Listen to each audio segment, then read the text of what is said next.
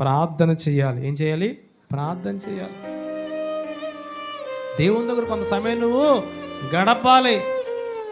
నువ్వు దేవుని దగ్గర నువ్వు సమయాన్ని గడపకపోతే నీ జీవితంలో నువ్వెక్కడ కూడా విజయాన్ని పొందుకోలేవు. మొట్టమొదటిగా నీవు అపవాది చేతిలో భయంకరంగా దెబ్బలు తినేస్తావు, ఓడిపోతావు.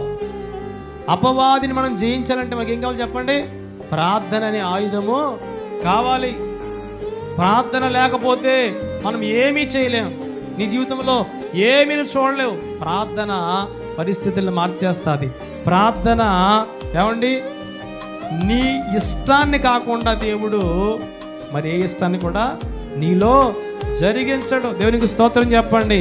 మనం ప్రార్థన చేస్తున్నప్పుడు మన ప్రార్థన మనుషులంతా కలిసి దాన్ని చేసేద్దామనుకున్నా కానీ దేవుడు మాత్రం